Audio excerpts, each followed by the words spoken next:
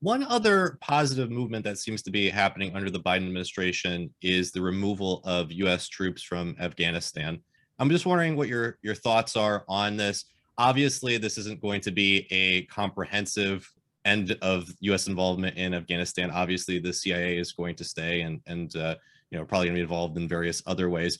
But can we see it as a net positive that after 20 years, U.S. forces are being pulled out of Afghanistan? So I might have a bit of an unpopular opinion on this, like coming from a left perspective, but I actually think it should be the left perspective. And here's why. I think the US absolutely needs to leave Afghanistan. That said, the way they've gone about leaving is completely atrocious and has thrown the country under the bus.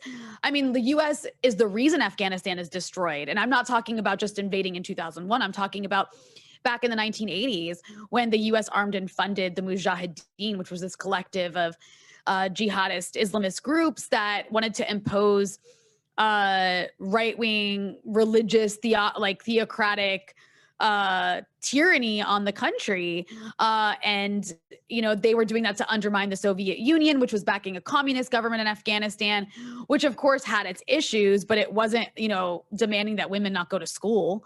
In fact, it was the opposite. They wanted to increase the literacy rate and provide like healthcare in rural areas and education in rural areas. And the U.S. was funding and arming people who threw acid in women's faces, people like Gulbuddin Hekmatyar, who was one of the biggest recipients of CIA funding. And also, the U.S. involvement in Afghanistan supported people like Osama bin Laden, who was a part of the Afghan Arabs who went there to fight for the Mujahideen. And then eventually the Soviet Union collapsed and pulled out of, before they collapsed, they pulled out of Afghanistan and the Mujahideen took over, and it was completely crazy and lawless in a country destroyed and ruled by warlords until these people called the Taliban, who were being educated in these schools and these madrasas in these refugee camps of Afghans in Peshawar in Pakistan.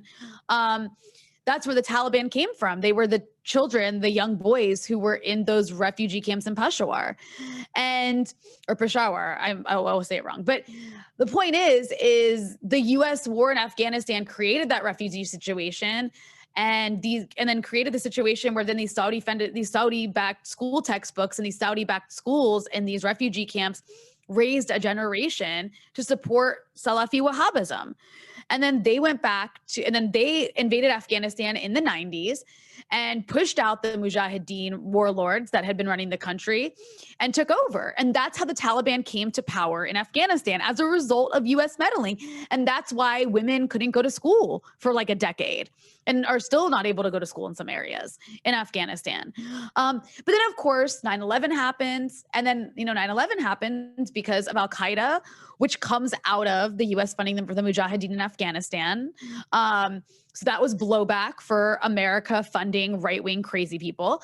And then the U.S. went back into Afghanistan, took out the Taliban, and put the warlords back in power.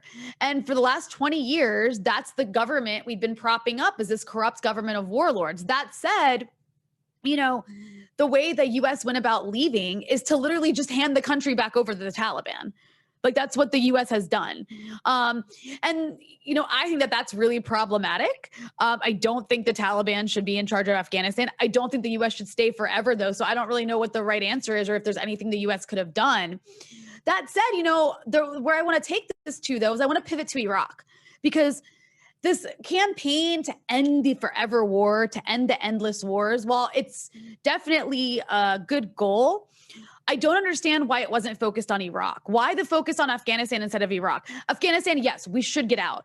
But Afghanistan is also a place where you can't just leave, because when you just leave, the government that's dependent on you to exist collapses, and the alternative is the Taliban. And that's what we're seeing happen now. Whereas Iraq has a functioning state, has a functioning government, is a functioning, relatively secure country.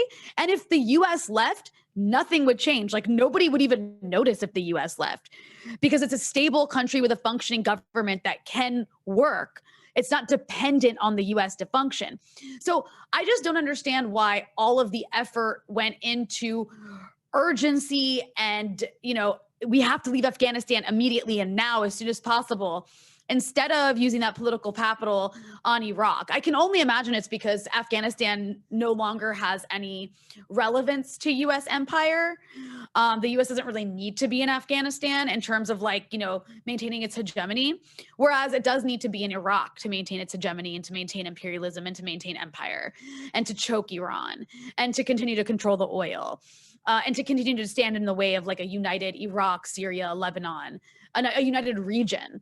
And so anyways, I mean, those are my thoughts on that, is I really think that the sentiment for ending these wars is, of course, important, and I support it. And I do support the US getting out of Afghanistan. And eventually it had to happen. I guess it's kind of like pulling off the Band-Aid, but I think the way that the US went about it is very wrong, and that we should have been focused more on, if we're going to get out of somewhere, let's get out of Iraq. Let's get out of the Middle East. You know what I mean? Well, in regards to Afghanistan, though, in leaving, what do you think would be a more responsible way, or what do you think that the U.S. should have done? It wasn't necessarily that the U.S. is leaving. It was the deal that Trump made, and it was the way he went about making it. It was like an America first deal, where it was all about, okay, we're gonna leave, but just don't attack U.S. troops, but like you can keep attacking the Afghan government forces, and that's the issue, is the way that the U.S. went about negotiating gave the Taliban all the leverage. And then Biden came into office and just kind of like went along with what Trump did, because he's already a commitment that was made under Trump to leave by May 1st and whatever. And so he just carried on with Trump's sort of like America first deal. And that just left the Afghan government in a situation where it's the weaker party, and the Taliban doesn't even need to worry about dealing with it. They can just go about their business. And the other issue in Afghanistan is like, if you're going to hand the country over to the Taliban, the problem is the Taliban has no experience governing. All it knows how to do is all it knows how to do is commit violence to get its way, really. It doesn't have like technocrats. It doesn't have people with any experience running a country. And so, that's going to be a problem too. But I mean, it is what it is. This is the situation we're in. And I mean, there's a lot of people in Afghanistan who are basically just going to leave now, and you're going to have another wave of Afghan refugees. And they're going to be leaving because the country is going to be completely unstable for a while, and people are just going to be at war and fighting, and the Taliban's going to be eating up more territory.